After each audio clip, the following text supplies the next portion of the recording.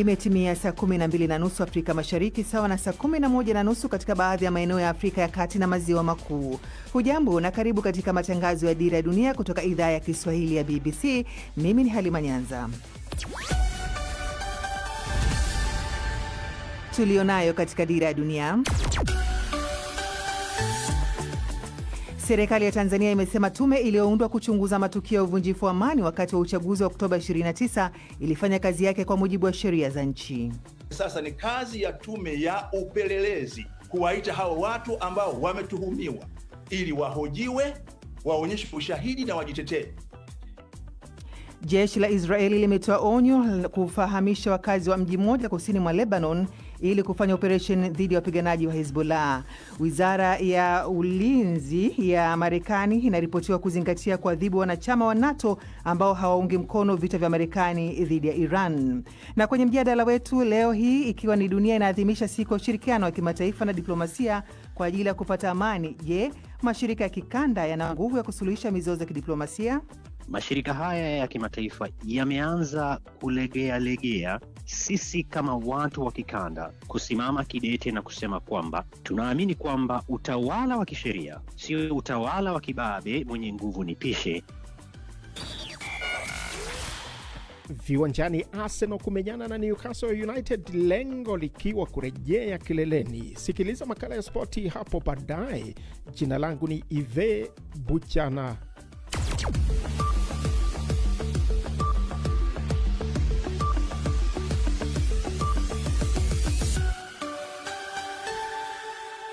Kwanza ni taarifa ya habari za dunia ikisoma kwako na Mileila Muhammad.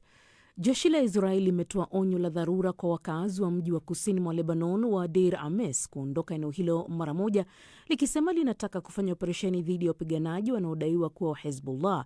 Deir Ames iko kaskazini mwa eneo la usalama lililotangazwa na Israel ambako vikosi vyake vya kijeshi vinafanya operesheni licha ya kuongezwa kwa muda wa kusitisha mapigano kwa wiki 3 uliokubaliwa saa chache tu kabla.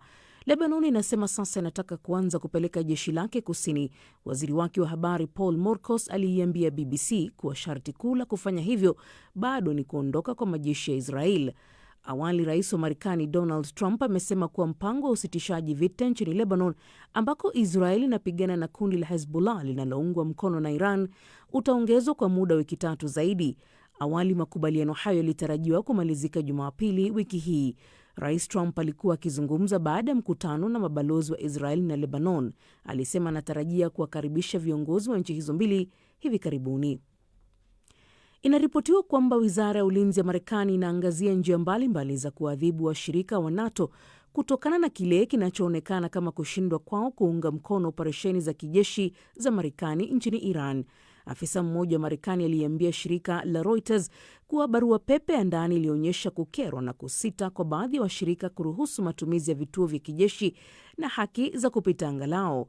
Miongoni mwa hatua zinazoweza kuchukuliwa ni kushinikiza kusimamishwa kwa wanachama wa taifa la Uhispania katika NATO na kupitia upya utambuzi wa umiliki wa Uingereza juu ya visiwa vya Falkland. Alipoulizwa kutoa maoni, afisa wa NATO alisema mkataba wa kuanzishwa kwa umoja huo haukutoa utaratibu wa kusimamisha au kufukuza mwanachama. Waziri Mkuu wa Uhispania Pedro Sanchez alisema hatutegemei barua pepe kufanya maamuzi na kwamba ushirikiano wa nchi yake na washirika utaendelea kuwa ndani ya mfumo wa sheria za kimataifa. Chama cha ACT Wazalendo kimesisitiza kuwa kimeendelea kuikataa tume ya Chande, kikidai tangu mwanzo kuwa ilikosa uhuru na ilianzishwa kama njia ya kuwalinda wahusika badala ya kutoa haki. Chama hicho kimesema ripoti hiyo imefufua majeraha mapya na kuongeza maumivu kwa Watanzania kufuatia matukio ya tarehe 29 Oktoba mwaka 2025 na athari zake. Nasteha Mohamed anaeleza zaidi. ACT Wazalendo imesema inaendelea kuomboleza kila maisha yaliyopotea na iko pamoja na familia zote zilizoathirika na tukio hilo. Chama hicho pia kimeelezea wasiwasi wake kuhusu mpango wa kuundwa kwa tume nyingine ya uchunguzi wa jinai kuhusu tukio hilo, likisema hatua hiyo ni njia ya kuchelewesha haki na kupoteza fedha za walipa kodi. ACT Wazalendo imesisitiza kuwa suluhu ya kweli ya kitaifa itapatikana tu kupitia uchunguzi huru wa haki na unaokubalika na wananchi. Unaendelea kusikiliza taarifa ya habari za dunia kutoka idhaa ya Kiswahili ya BBC. Rais wa Kenya William Ruto amezua mjadala mkali mtandaoni baada ya kutoa kauli iliyotafsiriwa kama kudharau lafudhi ya Kiingereza ya Wanigeria, akisema kuwa wakati mwingine haiwezi kueleweka bila mkalimani. Akizungumza na Wakenya wanaoishi nchini Italia, Ruto alisema, na hapa ninamnukuu, ukimsikiliza Mnigeria akizungumza huwezi kuelewa anachosema, unahitaji mkalimani, huku akijigamba kuwa Wakenya huzungumza Kiingereza na ni miongoni mwa wazungumzaji bora zaidi duniani. Mwisho wa nukuu. Ahmed Bahaj anaeleza zaidi. Kauli hiyo ilizua ukosoaji mkali kutoka kwa Wanigeria na Waafrika wengine mtandaoni waliomshutumu kwa kuidhalilisha nchi nyingine ya Afrika. Kama nchi zilizokuwa chini ya ukoloni wa Uingereza, Kenya na Nigeria zote zinatumia Kiingereza kama lugha rasmi, lakini kila moja imekuza lahaja yake ya kipekee yenye utofauti wa matamshi. Tofauti hizi zinachangiwa na lugha za asili. Hata hivyo, katika hotuba hiyo kwa wanaoishi ughaibuni, Ruto alisisitiza kuwa mfumo wa elimu wa Kenya unazalisha umahiri mzuri wa Kiingereza, akidai kuwa mara nyingi ni vigumu kuwaelewa wa Nigeria wanapozungumza lugha hiyo, kauli iliyozua vicheko miongoni mwa hadhira. Familia aliyekuwa rais wa Zambia Edgar Lungu imezituhumu mamlaka za Zambia pamoja na polisi wa Afrika Kusini kwa kudaiwa kuuchukua mwili wake kinyume cha sheria na kufanya uchunguzi wa maiti bila idhini. Msemaji wa familia amesema mwili wa Lungu ulihamishwa kutoka nyumba ya mazishi mjini Johannesburg hadi Pretoria, akirejelea amri ya mahakama ambayo wanasisitiza iliruhusu tu kurejeshwa kwa mwili nchini Zambia, si kufanya uchunguzi wa kitaalamu. Siku ya Alhamisi, mahakama ilizuia kurejeshwa kwa mwili huo na kusimamisha mipango ya mazishi ya kitaifa baada ya familia kukosa muda wa kukata rufaa dhidi ya uamuzi uliotaka azikwe katika mji mkuu Lusaka. Familia yake inataka mazishi ya faragha na inasisitiza kwamba mrithi wake Hakainde Hichilema hapaswi kuhudhuria. Ghana imeanza mazungumzo ya kidiplomasia na Afrika Kusini kufuatia taarifa za unyanyasaji unaowalenga raia wa kigeni, hususan wale kutoka mataifa mengine barani Afrika. Waziri wa mambo ya nje wa Ghana Samuel Ablakwa amesema kuwa mwenzake wa Afrika Kusini ameahidi kufanya uchunguzi wa kina. Hatua hiyo inafuatia kusambaa kwa video mitandaoni nchini Afrika Kusini inayomwonyesha mwanamume kutoka Ghana akiambiwa arudi nyumbani akairekebisha nchi yake. Uchumi wa Afrika Kusini, ambao ni miongoni mwa uchumi ulioendelea zaidi viwandani barani Afrika, kwa muda mrefu umevutia wafanyakazi wahamiaji kutoka sehemu mbalimbali za bara Afrika. Hii ni BBC.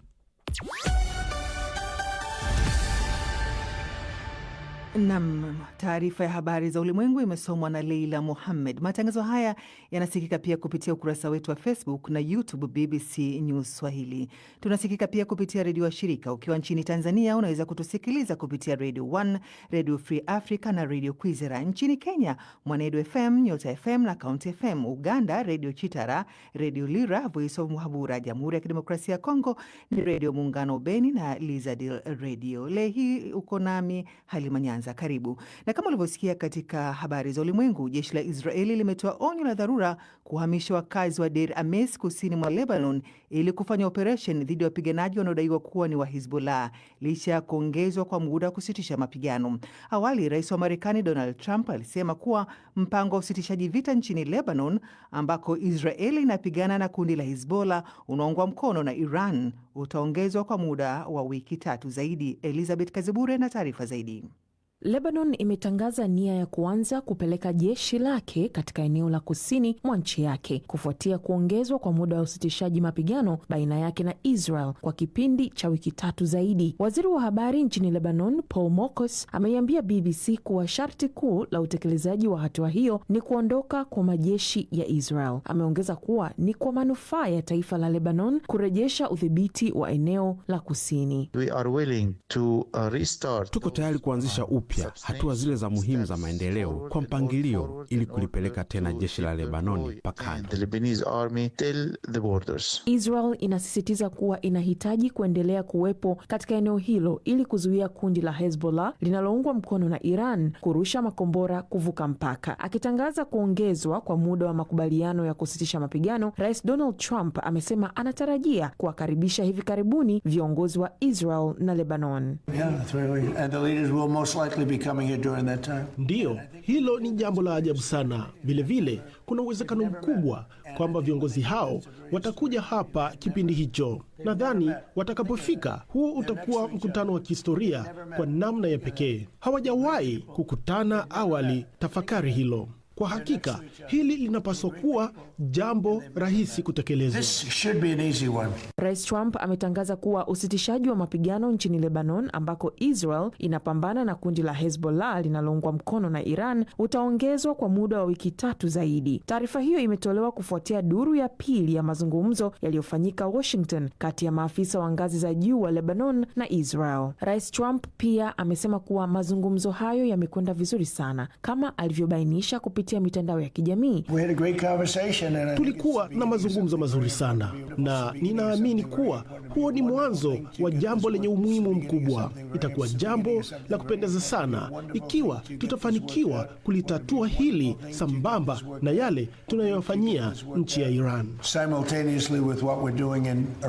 Na akaongeza kuwa yanaweza kufungua njia kwa mazungumzo ya moja kwa moja kati ya waziri mkuu wa Israel Benjamin Netanyahu na rais wa Lebanon wakati fulani katika kipindi hiki cha nyongeza ya usitishaji mapigano katika muda wa wiki 3 zijazo. Aidha, amesema kuwa Marekani ina nia ya kushirikiana na Lebanon, ingawa hakufafanua hasa ni kwa namna gani. Rais Trump ameongeza kusema kwamba Israel na Lebanon zina tatizo la pamoja, na kwa mtazamo wake tatizo hilo ni Hezbollah. Elizabeth Kazibure, Dira ya Dunia, BBC.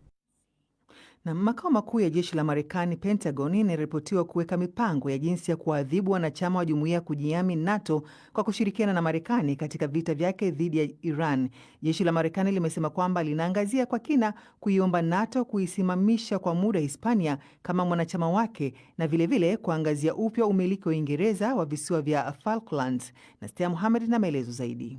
Kulingana na afisa mmoja wa NATO, makubaliano ya kuanzishwa kwa NATO hayajaangazia maswala hayo ya wanachama kusimamishwa kwa muda wala kuondolewa kabisa. Hii ni baada ya ripoti kutoka Marekani ambayo iliyodai kuwa Marekani inaweza kuondoa taifa la Uhispania kutokana na msimamo wake dhidi ya vita vya Marekani na Israel dhidi ya Iran, vilevile kuadhibu wanachama ambao wanaaminika kufeli kuunga mkono kampeni ya Marekani ya vita vyake dhidi ya Iran. Shirika la habari la Reuters lilimnukuu afisa wa Marekani akisema kuwa barua pepe ya ndani ya Pentagon ilipendekeza hatua hizo kwa washirika wake. Barua hiyo pepe pia ilipendekeza kufanyiwa tathmini msimamo wa Marekani kuhusu madai ya Uingereza juu ya visiwa vya Falkland vilivyoko kusini mwa bahari ya Atlantic ambavyo pia vinadaiwa na Argentina. Mataifa ya bara Ulaya mara kwa mara yamekuwa yakipinga hatua ya Marekani ya kutaka mataifa hayo kujiunga na Marekani na Israel dhidi ya vita vyao vilivyoanza mwezi Februari dhidi ya Iran. Mataifa hayo yamedinda kujiunga na vita hivyo.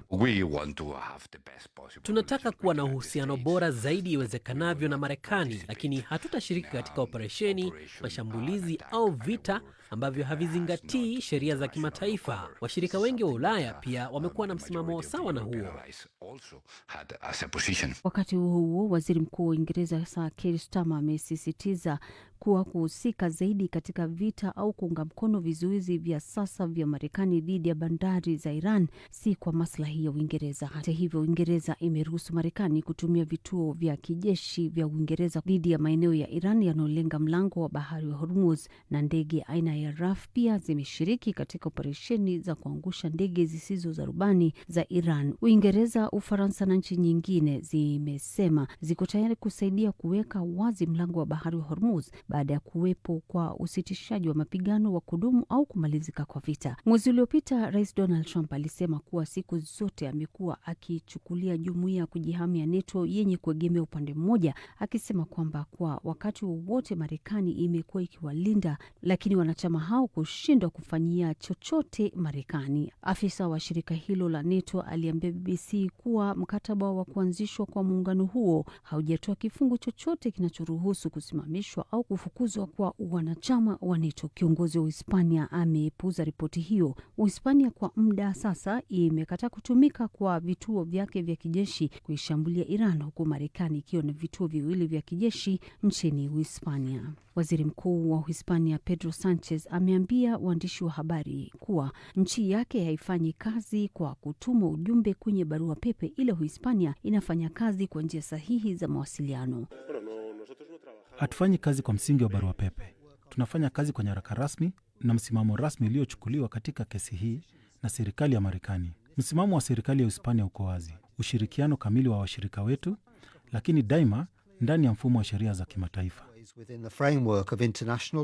Waziri Mkuu wa Hispania Pedro Sanchez mapema mwezi Machi alitoa majibu makali dhidi ya tishio la rais wa Marekani Donald Trump la kusitisha biashara na Uhispania kutokana na Uhispania kukataa kuunga mkono azma ya Marekani katika vita vyake dhidi ya Iran, akisema kwamba hatua hiyo ya rais Trump ni kuvunja kwa sheria za kimataifa. Nasteha Mohamed, Dira Dunia, BBC.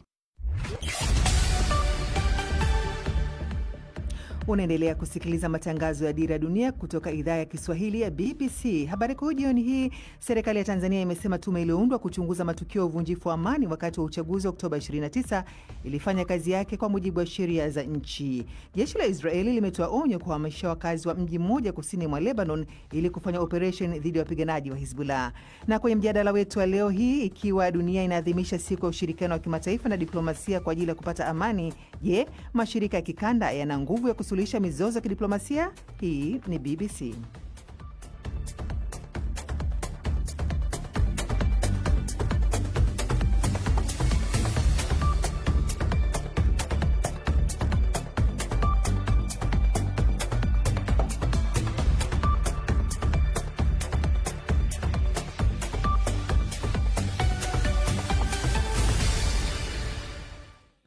Naam, tukisonga mbele, baada ya kuwasilishwa jana kwa ripoti ya tume ya uchunguzi wa matukio ya uvunjifu wa amani yaliyojitokeza wakati na baada ya uchaguzi wa Oktoba 29, 2025 nchini Tanzania, katika mkutano uliohudhuriwa na Rais Samia Suluhu Hassan, mwandishi wa BBC Humphrey Mgonja amezungumza na makamu mwenyekiti wa Chama cha Mapinduzi CCM Stephen Wasira.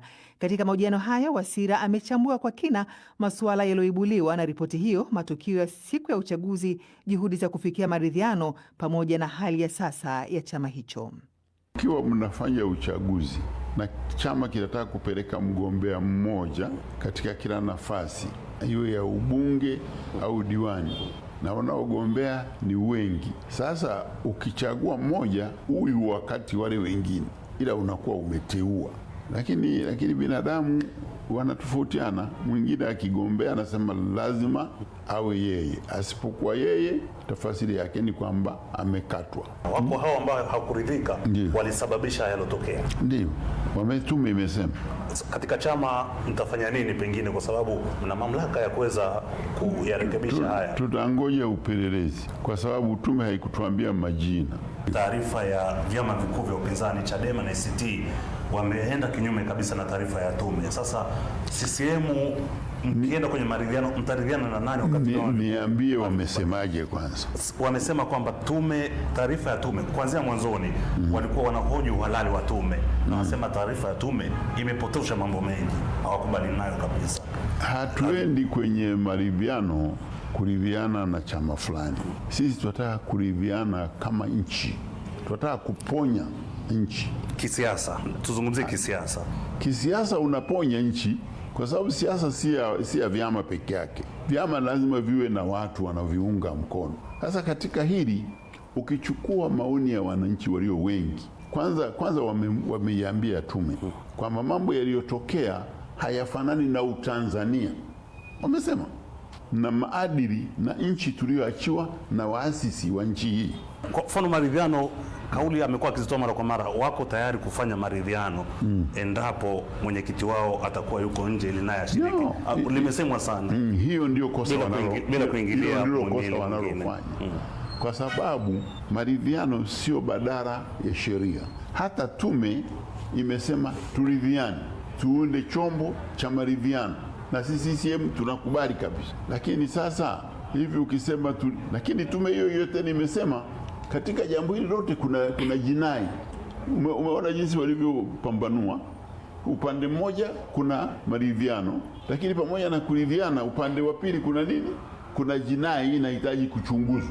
Hali ya chama iko vipi? Wako nje wanaosema huenda chama kina mpasuko kidogo. Mpasuko wanauona wao, watusaidie tuone ili tuuzibe. Mimi siuoni.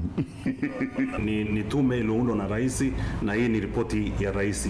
Watu wamechanganya, haelewi kwamba ile ilikuwa inamaanisha nini, kwamba watu wengine hawapaswi kuitumia au ilikuwa ina maana gani? Ilikuwa ni ya rais na yeye hakutaka ijulikane asingewaleta wale majaji kuja kueleza. Lakini tume ile inaweza kuwa imesema wewe Msangi umehusika, uchunguzi.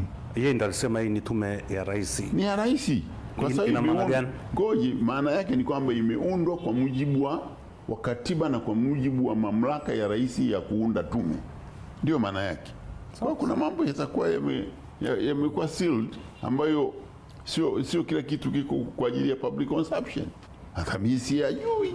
Pamoja na makamu mwenyekiti wangu, sasa unataka tume ile hiyo yangu mimi niliiunda. Ni tume ya rais. Tume ya rais, sio ya Samia, ya rais.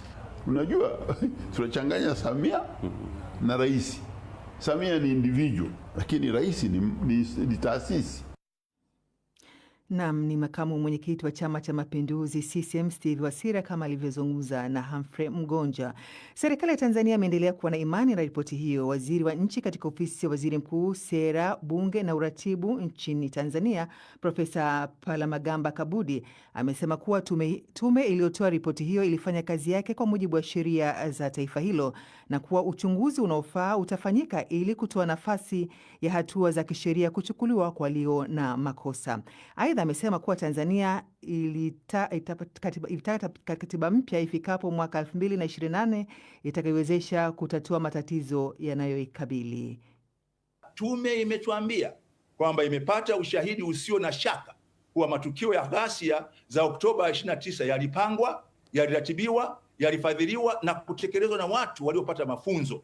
Maana yake sasa ni kazi ya tume ya upelelezi kuwaita hao watu ambao wametuhumiwa ili wahojiwe, waonyeshe ushahidi na wajitetee. Tume hii imependekeza kuundwa kwa tume nyingine, na wakosoaji na upinzani wanasema kwamba ripoti haikuwa huru, kwamba rais hawezi kujichunguza mwenyewe na kujiwajibisha. Je, kuna imani kwamba Watanzania wanaweza wakatarajia hizi tume zingine kwamba kutakuwa na haki na wajibikaji? Nikuulize rais hapa, kazi ya hawa ilikuwa ni kufanya uchunguzi na wamefanya uchunguzi. Rais lakini hawajakuja na majina. Nikwambie ripoti ya Waki ya Kenya walitangaza majina hadharani au Waki aliyakabidhi kwa watu ili yafanyiwe utafiti? Waziri, hakuna ripoti kwamba majina yalitolewa yakakabidhiwa hata kwa faragha. Kwa hivyo hatuna hiyo ripoti. Na mimi siwezi kusema hivyo, lakini tume imeeleza na imesema kuna kundi moja la waliopanga, waliofadhili, waliotekeleza, waliowakusanya watu kwenye makambi na kuwafanyia mafunzo. Si ni kundi tayari linafahamika ni la watu gani? Na watu hawa hawawezi kuwa sehemu ya serikali, na ni lazima wapewe haki ya kuitwa mbele ya tume ya upelelezi, waambiwe waliotuhumiwa. Na ukienda kwenye sheria ya Uingereza ya mwaka 2005 inasema wapewe warning letter ili waje mbele ya tume, waje na mashahidi, wawe na wanasheria. Sasa kama jana tume ingetamka kwamba kiongozi huyu wa chama cha siasa, kiongozi huyu wa dini, kiongozi huyu mwanaharakati amefanya 1, 2, 3 kwa mujibu wa ibara ya 13 ibara ya 6A inayosema kila mtu apewe haki ya kusikilizwa, itakuwa tume imekidhi masharti ya katiba ya Jamhuri ya Muungano wa Tanzania au umeyavunja. Kuna ripoti kwamba katika hiyo ripoti kwamba vijana walipewa mafunzo ambayo vijana wanadaiwa kupewa. Je, vyombo vya upelelezi na vya usalama havikuwa na taarifa kama hizi? Na je, ni rahisi kiasi gani kupata silaha Tanzania? Hiyo ndio kazi ya tume ya upelelezi, ndio kazi ya investigation, na tume hii imefanya hiyo fact finding, imeona taarifa hiyo, hasa ndio kazi inayofuata.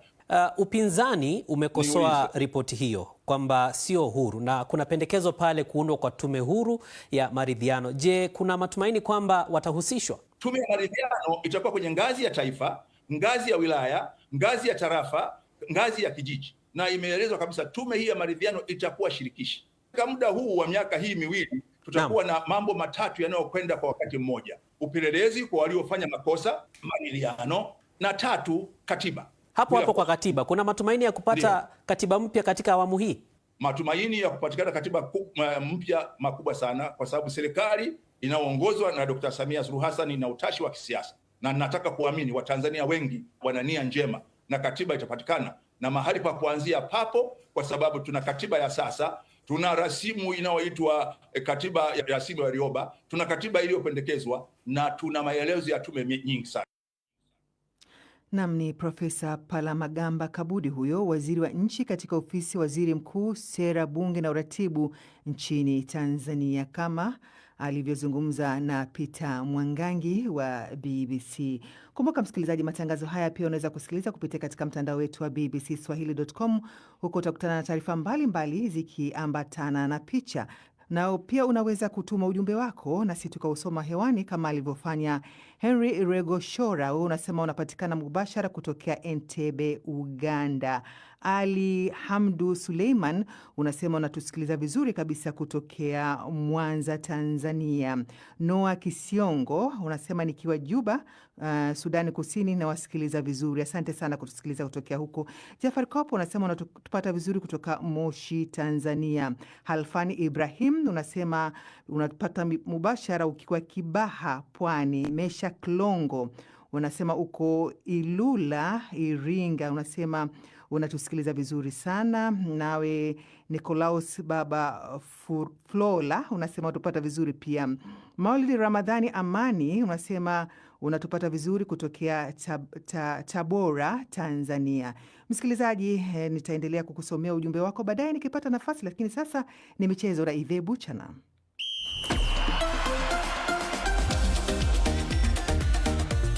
Barabara kabisa. Wikendi hii itashuhudia mechi za nusu fainali kombe la FA zikifanyika kati ya Manchester City dhidi ya Southampton na Leeds United dhidi ya Chelsea, zote kwenye uwanja wa Wembley. Kocha wa Manchester City Pep Guardiola akizungumzia jinsi ya kugawa dakika za kucheza kwa wachezaji kutokana na uchovu dhidi ya umuhimu wa mechi. Mechi dhidi ya Arsenal ilikuwa na upinzani mkubwa sana, hasa upande wa hisia, na hilo ni jambo la kawaida, alisema Guardiola. Wachezaji walikuwa wamechoka sana na walisafiri kwa treni kwa saa nyingi. Walikuwa wakitoka hapa kwenda hotelini na pia kuelekea Wembley. Kesho itakuwa ni siku nzuri sana. Kuna mawazo mengi sana bado na yatafakari akilini mwangu na nini kitatokea kesho, alisema Guardiola. Guardiola pia alitoa maelezo mapya kuhusu hali ya Rodri, akisema anaendelea vizuri, lakini akiongeza kwamba hawataki kuingia kwenye hatari. Sijui kama atakuwepo kwa ajili ya mechi dhidi ya Everton, lakini hatutaki kucheza na hatari kwa sababu akiumia tutampoteza kwa mechi 5 zijazo. Rodri ni mchezaji muhimu sana, alisema Guardiola. Mechi nyingine ya nusu fainali ya kombe la FA itapigwa Jumapili, Chelsea ikimenyana na Leeds United. Kocha wa muda wa Chelsea Callum McFarlane amethibitisha kuwa Estevao hatacheza msimu huu kutokana na majeraha, huku ushiriki wake kwenye kombe la dunia pia ukiwa na shaka. Wakati huo huo, Cole Palmer na Joao Pedro wameanza mazoezi na wanaweza kucheza mechi zijazo baada ya kupata nafuu. Nam, katika ligi kuu ya soka ya England, huku zikiwa zimesalia mechi 5 pekee, Manchester City na Arsenal zinatofautiana kwa idadi ya mabao ya kufunga pekee katika kilele cha msimamo wa Premier League. Sasa ni ligi mpya, anasema kocha wa Gunners Mikel Arteta, ambaye timu yake ilikuwa kileleni mwa msimamo kwa siku 209 hadi Jumatano iliyopita. Ushindi wa Manchester City wa 2-1 dhidi ya Arsenal Jumapili uliongeza matumaini yao, na ushindi wa 1-0 ugenini dhidi ya Burnley siku ya Jumatano uliwapeleka kileleni. Arsenal itarejea kileleni ikiwa kesho itashinda Newcastle United na kuweka pengo la alama 3 kati yake na Manchester City, ambayo kesho haitashiriki michuano ya ligi kuu. Badala yake itakuwa Wembley kucheza dhidi ya Southampton mechi ya nusu fainali ya kombe la FA. Mechi 5 zijazo ndizo zitakazoamua ikiwa ubingwa utabaki Manchester au utahamia London kaskazini.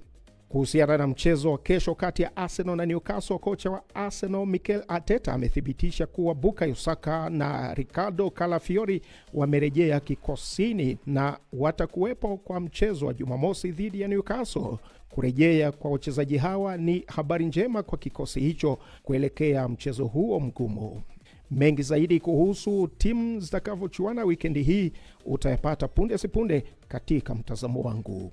Nikamilishe na tetezi za soka Ulaya. Manchester City wanafikiria kumsajili kiungo wa Chelsea na timu ya taifa ya Argentina Enzo Fernandez mwenye umri wa miaka 25 katika dirisha la usajili la msimu huu wa joto. Na Aston Villa wanavutiwa na mlinda mlango wa Manchester City na timu ya taifa ya England James Trafford mwenye umri wa miaka 23. Trafford anatazamiwa kama mbadala wa Emiliano Martinez ikiwa kipa huyo wa Argentina mwenye umri wa miaka 33 ataamua kuondoka klabuni hapo.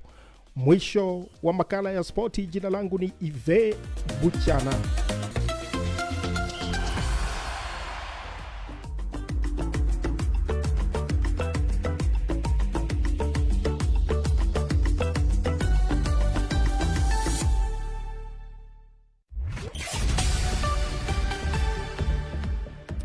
Nam ni matangazo ya Dira ya Dunia kutoka idhaa ya Kiswahili ya BBC. Habari kuu jioni hii, serikali ya Tanzania imesema tume iliyoundwa kuchunguza matukio ya uvunjifu wa amani wakati wa uchaguzi wa Oktoba 29 ilifanya kazi yake kwa mujibu wa sheria za nchi.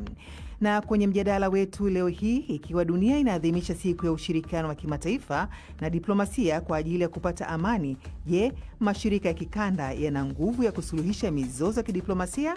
Hii ni BBC.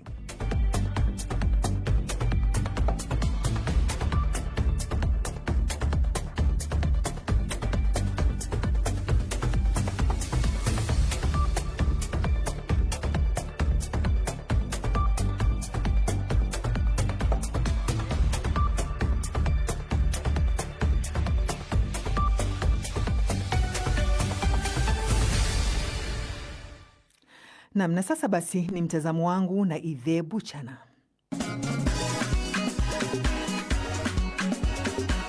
Karibu katika mtazamo wangu, mambo yanayonavyo katika ligi kuu ya soka ya England. Jina langu ni Ive Buchana. Mechi zinazopigwa weekend hii, Sunderland itakipiga dhidi ya Nottingham na tabiri ushindi wa Sunderland 1-0. Fulham Jumamosi itamenyana na Aston Villa nikitabiri sare ya 1-1. Liverpool ni mwenyeji wa Crystal Palace na kuichapa 2-1. West Ham United itaialika Everton na kutoka sare ya 1-1. Timu ya Wolverhampton itaikaribisha Tottenham Hotspur na kwenda upande wa Tottenham Hotspur kushinda 1-0. Arsenal inayopambania kombe itamenyana na Newcastle United, mara hii na kwenda upande wa Arsenal kushinda 2-0. Na Jumatatu Manchester United itamenyana na Brentford nikitabiri ushindi wa Manchester United 2-1. Kuna pia mechi za nusu fainali kombe la FA ambapo Jumamosi Manchester City itamenyana na timu ya Southampton na kuinyuka 3-0, na Chelsea Jumapili kukabiliana na Leeds United na kwenda upande wa Leeds United kushinda mechi hiyo 2-1. Mtazamo wangu ni kutoka idhaa ya Kiswahili ya BBC. Tukutane tena weekend ijayo. Jina langu ni Ive Buchana. Dunia iko njia panda. Taratibu zilizowekwa kimataifa takriban kwa miaka 80 kwa sasa ziko katika shinikizo kali kutokana na kwamba sheria za kimataifa zinapindishwa, kupuuzwa ama kukiukwa wazi wazi. Taasisi zilizoundwa kulinda amani na usalama zikipingwa wazi, ikiwemo na wale waliosaidia kuzijenga. Kuanzia katika vita vya Ukraine na Urusi mpaka mashambulizi ya Mashariki ya Kati, mapigano nchini Sudan, hali ya usalama Jamhuri ya Kidemokrasia ya Kongo na kwingineko, kanuni za mkataba wa Umoja wa Mataifa zikishambuliwa wazi wazi. Raia wanalengwa, miundombinu inaharibiwa na haki za binadamu zikikiukwa bila hatua madhubuti kuchukuliwa. Kwa kuangazia yote haya, ikiwa leo ni siku ya kimataifa ya ushirikiano wa kimataifa na matumizi ya diplomasia kwa ajili ya kupata amani, niko na Ibrahim Rahbi, mchambuzi wa masuala ya Mashariki ya Kati, pamoja na Abdullahi Boru, mchambuzi wa masuala ya ulimwengu na migogoro. Na tuanze na Abdullahi Boru. Unazungumziaje nafasi ya diplomasia katika kupata amani kwa kuangazia migogoro iliyokuwepo sasa duniani? Nadhani kwa mtazamo wangu, hali ya kidiplomasia imekuwa ni finyu sana, na nafasi ya kupatikana kwa amani kwa kupitia njia ya kidiplomasia, jambo ambalo hata ukiangazia miaka 20 au 30 zilizopita haikuwa ngumu, lakini sasa ni ngumu zaidi. Tukitolea tu mfano nchi ya Sudan, taifa hilo sasa limezongwa na migogoro ambayo hayahusishi tu baadhi ya makundi katika nchi hiyo, bali mataifa ya nje. Lakini miaka 20 iliyopita, kama unakumbuka, nchi hiyo kulipatikana amani kwa kutumia meza ya mazungumzo. Muungano wa Afrika ulihusishwa, Umoja wa Mataifa ulihusishwa, lakini sasa tunavyozungumza taifa hilo linakumbwa na mauaji ya kimbari upande mmoja, na kwa upande ule mwingine upungufu wa chakula wa kiasi kikubwa. Hii ni dhahiri kwamba ukiangalia vizuri upatikanaji wa amani kwa njia ya kidiplomasia imekuwa ni ngumu zaidi. Ukikumbuka vema pia wakati huu tuliopo katika nchi ya Jamhuri ya Kidemokrasia ya Kongo, nchi ya Somalia na mataifa mengine, yote yanakumbwa na hali sawia. Lakini katika baadhi ya nchi, sijui pengine labda migogoro yake ni midogo. Nichukulie mfano Kenya, wakati wa uchaguzi wa mwaka 2007, 2008 nchi iliingia katika machafuko ya wenyewe kwa wenyewe, lakini hatimaye tuliona mazungumzo ya kidiplomasia ya kutafuta amani yalifanyika kuepusha ghasia za wenyewe kwa wenyewe na hatimaye mwafaka kupatikana.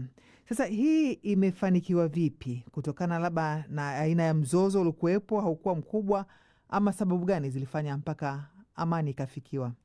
Sababu la kimsingi ambalo lilipelekea kupatikana kwa amani ilikuwa ni wale ambao walikuwa wanahusika, baadhi ya viongozi wa nchini Kenya na mashirika ya kikanda ikiwemo na mataifa jirani kama Tanzania. Ukikumbuka kwamba rais wa zamani wa Tanzania Jakaya Mrisho Kikwete alicheza nafasi kubwa zaidi pamoja na Benjamin Mkapa, na aliyechukua nafasi kubwa zaidi katika shughuli hizo zote ni katibu mkuu wa zamani wa Umoja wa Mataifa hayati Kofi Annan.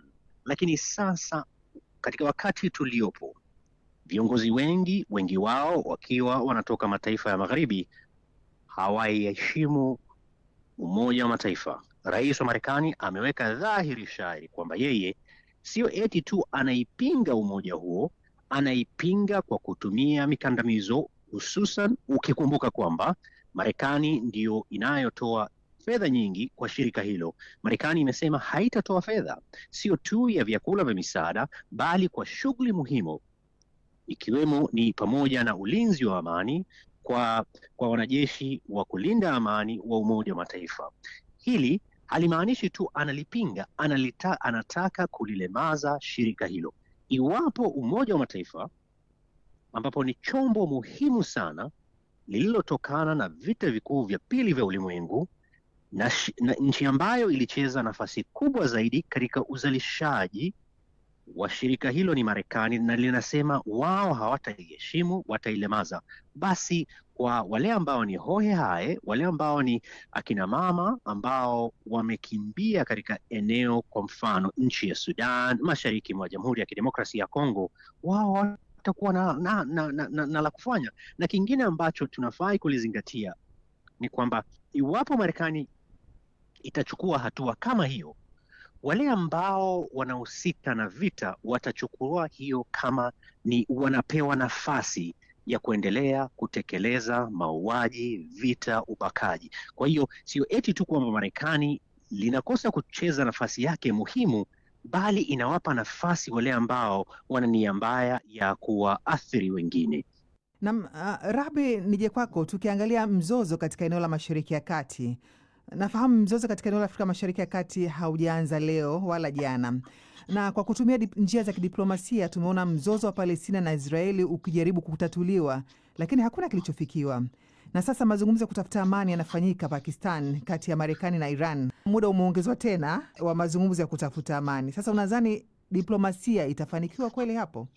Kwanza tukitazama Mashariki ya Kati nzima, utaona kuwa hapo ni nyumbani ya migogoro. Tunaweza kusema ni nyumba ya migogoro inayoendelea duniani, kwa sababu ni nchi chache sana utazitoa ambazo zimesalimika kutoingia moja kwa moja kwenye migogoro ambayo inaendelea hapo Mashariki ya Kati. Kama alivyosema mwenzangu awali kuwa tumekuwa na shida moja ambayo kiasili hii shida imeanzia hasa kwa msimamo wa Marekani. Msimamo wa Marekani japokuwa haujawahi kusimama kwenye njia kwa miaka mingi, kwa sababu haya tunayazungumza hivi sasa ya miaka ya karibuni, au tunaweza kusema kuvunjika kwa diplomasia na sheria za kimataifa kumeshamiri sana toka awamu ya kwanza ya Donald Trump, ambayo tunaona mara kadhaa alitumia nafasi yake kwenda nje ya mstari. Mfano wakati wa awamu ya kwanza Mkataba wa Umoja wa Mataifa unajua na unatambua Golani ni mali ya Syria, lakini Donald Trump alisema ni ya Israeli. Lakini mkataba wa Umoja wa Mataifa ambao ndio ulianzisha kitu kinaitwa State of Israel kupitia azimio namba 181 au kuipeleka Jerusalem kokote, lakini Donald Trump alichukua Jerusalem akaipa Israeli kama mji mkuu. Hapa ni mwanzo tu wa kukiukwaji. Lakini rudi nyuma kidogo, wakati wa Bill Clinton, Marekani ilisimamia mkataba wa Palestina na Israeli ambao ulifahamika kama mkataba wa Oslo, akiwa mwakilishi, akiwa msimamizi, na mkataba ukasainiwa mara 2 wakati wa Isaac Rabin pamoja na Yasser Arafat. Marekani alikuwa shahidi wa ule mkataba na alisimamia, na Umoja wa Mataifa ukabariki ule mkataba. Ulikwenda ukavunjwa, ukatupwa huku, na Marekani akakaa pembeni, akaendelea kusapoti Israeli ikiendelea kuvunja hili. Lakini hayo tu ni baadhi ya vitu ambavyo tumeona kuwa sheria zikivunjwa. Hili la hivi sasa linarudi katika njia ile ile kuwa ya kutoheshimu sheria, kwa sababu kama kungekuwa kunaheshimiwa sheria na diplomasia inaheshimiwa, tusingefika hapo, kwa sababu jukumu la Irani halikuwa jukumu la Marekani. Marekani ni mwanachama katika wanachama 193 wa Umoja wa Mataifa. Kwa hiyo uwajibikaji wa nchi moja kwenda nchi nyingine lilikuwa ni jukumu la Umoja wa Mataifa, ambao kama kungekuwa na shida ndani ya Irani, swala lilikuwa linawasilishwa kwa Umoja wa Mataifa. Umoja wa Mataifa wenyewe unatoa njia ya kulitatua hili. Lakini tunaona Marekani anabeba majukumu ambayo sio yake. Sasa majukumu yake yanakuwa ni yale ya double standard. Tunaona awamu ya pili ya Donald Trump anarudi madarakani, cha kwanza anaanza kuwajibisha mahakama ya ICC. Mahakama ya ICC si mahakama ya Umoja wa Mataifa, lakini ni mahakama inayofanya kazi pamoja na Umoja wa Mataifa. Lakini tuna mahakama ya Umoja wa Mataifa ya ICJ, ni moja ya mahakama ambayo ilitoa hukumu si nzuri upande wa pili wa Israel, na yenyewe imewajibishwa kweli kweli na Marekani.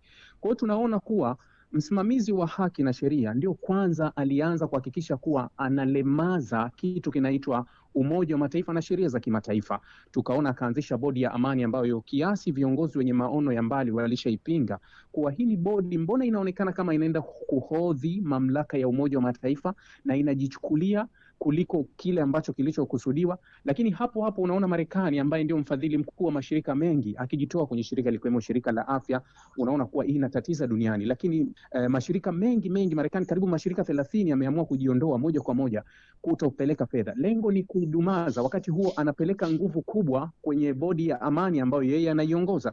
Maana yake ni kuwa anadumaza sheria za kimataifa ili aweke sheria yake ambayo anaiona yeye. Sasa hili la diplomasia ya hivi sasa kati ya Irani, Marekani na wengine, bado tunapita kwenye njia zile zile ambazo kuwa nani anaaminika kwenda wapi, kwa sababu Marekani unaweza kumwamini kwenda wapi? Tayari Marekani na Irani walishazungumza kwenye makubaliano ya mwaka 2015, alikuwepo Barack Obama hapo.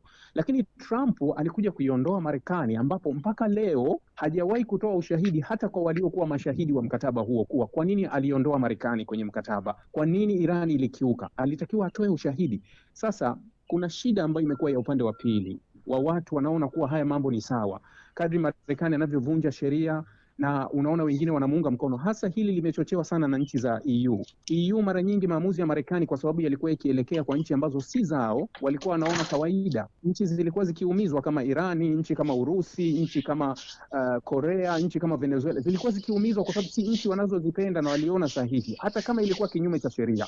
Sasa leo hii tunakuja kustuka huyu nyoka aliyefugwa ameshakuwa mkubwa na anang'ata kweli kweli. Sasa ndio tunachokuja kuanza kubishana hapa. Sasa unaona EU aliingia ugomvi na Marekani juu ya Greenland kwa sababu wanakuja mwishoni. Kama wangemuahi huyu nyoka akiwa mdogo, tusingefika huku. Sasa kuna shida kubwa sana ambayo iko chini hapa. Hata haya mazungumzo ya Irani na Marekani bado yanakosa uaminifu wa pande zote, kwa sababu kuna upande mmoja hauaminiki, umeshakuwa kwenye makubaliano ya mara kwa mara na unayavunja. Sasa huu upande wa pili una wasiwasi tu kuwa hata kama nikikubali haya, hawa watu hawaaminiki. Tunaweza tukarudi pale pale tulipoanzia. Bora turudi tena barani Afrika. Tunaona bado mizozo ipo katika, kama umezungumzia, Jamhuri ya Kidemokrasia ya Kongo, Sudani hakuko sawa, Somalia bado nchi haijakaa sawa kama ilivyokuwa mwanzo. Na tumeona Marekani pia, nguvu ya Marekani imekuwa ikijiingiza pia katika maeneo hayo, na tumeona karibuni pia Marekani ikisuluhisha mzozo wa Jamhuri ya Kidemokrasia ya Kongo. Sasa unazungumzia nini nafasi ya mashirika ya kikanda kama Umoja wa Afrika katika kusuluhisha mizozo ndani ya bara ya Afrika? Kando na kama alivyoelezea kwa vizuri sana mwenzangu, ya kwamba Marekani pamoja na mashirika ya nchi ya Ulaya yamekuwa katika mstari wa mbele katika kudumaza mashirika muhimu pale ambapo hatua kama hizo hususan kutoka Marekani inawasaidia wao. Lakini sasa mimi mtazamo wangu ni kwamba pamoja na kwamba mashirika haya ya kimataifa ikiwemo hususan mahakama ya kimataifa kosa la jinai pamoja na Umoja wa Mataifa yameanza kulegea, sisi kama watu wa kikanda, nikizungumzia mashirika ya kikanda, Muungano wa Afrika, Muungano wa Jumuiya ya Afrika Mashariki, shirika la kikanda la IGAD. Hii ni fursa adimu sana kwa mashirika hayo pamoja na viongozi wao kusimama kidete na kusema kwamba sisi kama kikanda tunaamini kwamba utawala wa kisheria, sio utawala wa kibabe mwenye nguvu nipishe, ndio njia ambayo tutaanza kuifuata. Pale ambapo tutajikuta tunavurutwa katika vita au kuchukua upande kama hali inavyoendelea katika nchi ya Sudan, ambapo mataifa ya kikanda yanaonekana kwamba yanaunga mkono pande moja wakisaidiwa na mataifa ya kigeni, hili litatuletea hasara kubwa sana, kwa kuwa mojawapo ya jambo ambalo linalotudumaza kiuchumi na kiuchumi hususan ni ukosefu wa amani katika eneo hili. Ukiangalia kwa mfano nchi kama Jamhuri ya Kidemokrasia ya Kongo, ni taifa ambalo madini yake yametumika kuwatajirisha watu wengine. Kwa hivyo itakuwa ni vizuri sana, japo hali hii haileti natija kwa sasa, kwa muda mfupi, kwa muda mrefu, iwapo sisi tutajipanga na kujiweka vizuri na kuamini na kuhakikisha kwamba sio tu kwa kauli bali pia kwa vitendo tunaamini utawala wa kisheria, basi pale tutaweza kujinyanyua kutokana na sisi mataifa ya Kiafrika kuathirika na vitu ambavyo sisi hatujatekeleza. Vita vinavyoendelea Ukraine ilifanya baadhi ya mataifa ya Afrika kuhangaika kupata vyakula vyao. Vita inavyoendelea katika nchi ya Iran ambayo inahusisha Marekani na Israel kwa upande moja, imefanya bei ya petroli ipande. Katika vita hivyo vyote mataifa ya Afrika hayajahusishwa. Pale ambapo ugonjwa wa COVID ulipozuka, mataifa haya yalituonyesha hali yao halisi kwamba wao watajilinda mwanzo badala ya kutulinda. Je, viongozi wa Kiafrika wataweza kuchukua nafasi hizi ambazo tumepewa? Vita vya Iran, vita vinavyoendelea katika eneo la Ukraine na Russia na COVID, kuweza kusema, je, ni vipi tutaweza kutafutia suluhu ya kudumu katika kupambana na hali hii? Nitatolea tu mfano kabla sijanyamaza. Mfanyabiashara ambaye anayemiliki kampuni ya Dangote, yeye kujituma kabla ya vita hivi vya Iran vilipelekea yeye kuwa katika mstari wa mbele kuisaidia taifa lake, na sasa kama alivyozungumza pale jana nchini Kenya, yuko tayari kusaidia mataifa ya Kiafrika. Je, viongozi wetu wanaweza kufanya kazi pamoja na mashirika yasiyokuwa ya kiumma kuweza kutekeleza hatua kama hizo? Kwa kuwa iwapo hatutachukua hatua za haraka sasa, tutajikuta sisi tunaathiriwa na vitendo ambavyo au vitu ambavyo sisi haina uhusiano wa moja kwa moja nasi. Kwa kuongezea, Rahbi, kwa upande wako, ni kwa kiasi gani siasa za nguvu kubwa zinavyoathiri nchi ndogo na kwa jinsi gani zinaweza kujinasua? Siasa ni siasa, lakini unafahamu kuwa baada ya dunia kutoka kwenye vita ya pili ya dunia, na ilionekana kuwa matumizi makubwa ya nguvu, wenye nguvu kuamua wanachoamua sio ustaarabu wa ulimwengu, ndipo hasa ilipoanzishwa Umoja wa Mataifa mwaka 45 katika kuweka usawa na ustahimilivu na kuheshimiana, ndio kilichowekwa hapo. Matokeo yake kutoka hapo hata tunaona Umoja wa Mataifa ulianzishwa na nchi chache kati ya 51 mpaka kuja sasa wanachama 193. Tulikuwa kwenye utaratibu ambao umepangwa, nchi ziheshimiwe kutokana na hadhi ya title ya nchi, haijalishi na watu 200,000 mpaka 1,000,000. Hii ni nchi kamili, kwa hiyo hadhi yake apewe ile ile. Ikaleta ustaarabu wa kuwa aliyekuwa hana nguvu asimhofie mwenye nguvu, aheshimu mipaka yake, na ulimwengu uliishi hiyo katika ustaarabu. Sasa kurudi kwenye kile ambacho ulimwengu ulipitia, unajua tunasoma kwenye vitabu vya historia na vitabu vingine, zamani tawala nyingi za nyuma zilikuwa ni tawala zenye nguvu tu. Ukiwa na nguvu unaweza kumsukuma fulani, utakuwa mtawala hilo eneo. Ndio historia ilivyokuwa, unaenda unavamia, unachukua nchi inakuwa yako. Sasa tulitoka huko tukaja kuheshimu mipaka ya nchi, haijalishi umepakana na nchi gani, ni dhaifu kiasi gani, haijalishi wewe una nguvu kiasi gani, mipaka yote lazima iheshimiwe. Tukaanzisha utaratibu, tukaanzisha sheria, tukaanzisha mahakama, tukaanzisha ustaarabu, na dunia ikapitia hapo kiasi fulani. Hata japokuwa walioyaandaa haya walikuwa na hila ndani yake, lakini bado tulipita katika kipindi hicho, japokuwa walikuwa wakigeuza juu na chini, angalau walikuwa wanaona aibu. Sasa tumetoka kwenye hilo, tumerudi kwenye kile ambacho tulitoka awali, kuwa mwenye nguvu atakuwa mwenye nguvu. Ndio leo hii unaona nchi kama Marekani inaweza kuenda kwenye nchi kama Venezuela, wanamchukua kiongozi wa nchi na wanaenda kumshtaki kwa sheria za Marekani kwa kile wanachokiona kwa Marekani, na ulimwengu unakaa kimya na kuona kuwa hili ni sahihi. Sio sahihi, kwa sababu Marekani hakuwa na mamlaka ya kufanya hivi. Ile ni nchi huru na maamuzi yake yalitakiwa yapitie kwenye baraza, lakini tunaona kuwa Marekani anaweza kavamia nchi nyingine yoyote, au washirika wa karibu wa Marekani wanaweza kufanya lolote bila kuchukuliwa chochote. Mmejadili hapa kuhusu mgogoro unaoendelea Sudani. Leo hii ukitazama hila iliyofanyika ndani ya Sudani, wa Sudani, ukirudi nyuma hasa kuanzia pale walivyokuwa wanamtaka al-Bashir aondoke, utatazama utaona picha ni tofauti. Utadhani wa Sudani wao ndio walikuwa na shida na nchi yao na al-Bashir, lakini baada ya al-Bashir kuondoka imejulikana nguvu iliyokuwa inatoka nje hasa iliyokuwa inachochea hili. Lakini tunashindwa kufika wapi? Mwenzangu amesema Sudani inatatizika na njaa na vita kubwa.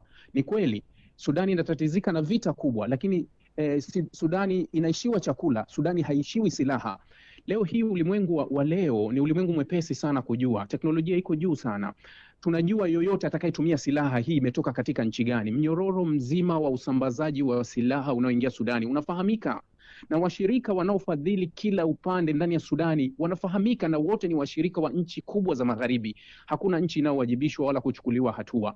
Wasudani wanazidi kuumia tu kwa sababu tu wanaochochea huu mgogoro ni wale wanaowafaidisha wao. Sasa dunia imerudi kwa kasi sana kutoka kwenye njia yake na kwenda kwenye njia mbovu kabisa. Sasa kwa huu ustaarabu, kila nchi itaona, au mabadiliko ya dunia hivi sasa yatavyokuja, ni kila nchi kujilimbikizia silaha nyingi na kali kwa sababu tu ili uwe salama. Katikati hapa tulipita kwenye kipindi kirefu kuwa nchi hazioni mantiki yoyote ya kufanya kuweka uwekezaji mkubwa wa fedha kwa ajili ya kutumia silaha au kuwa na silaha nyingi za nini. Lakini leo hii kwa kile kinachoendelea duniani, inalazimishwa dunia au nchi zinalazimishwa sasa kuweka bajeti kubwa sana ya kununua silaha kwa sababu ya hofu tu kuwa huyu anaweza akavuka mstari akaja upande wangu na akachukua eneo na akasema la kwake, na dunia ikabaki hivyo hivyo tu kuwa eneo ni la kwake na watu wakakaa kimya. Leo huu unaishi kwenye nchi kama Libya, ina viongozi wawili wa pande mbili. Kuna waziri mkuu wa mashariki na waziri mkuu wa magharibi, na ulimwengu wote unawasapoti na wanafanya biashara na kila kitu kinapelekwa kwa sababu kuna watu wanalinda maslahi yao humo.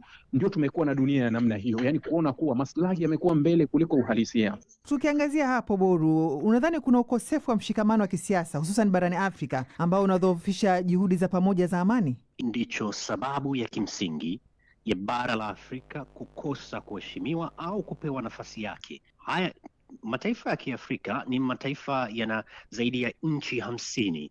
Iwapo watazungumza kwa kauli moja, je, hata kama ni uuzaji tu, hiyo ni nafasi kubwa sana. Baadhi ya bidhaa nyingi tunazotumia sisi barani Afrika ni bidhaa ambazo zinatoka katika nchi ya magharibi. Hiyo ni nguvu, lakini sisi kama Waafrika tumekolewa na dhana eti kwamba sisi ni watu dhaifu kwa kuwa tumejidhaifisha.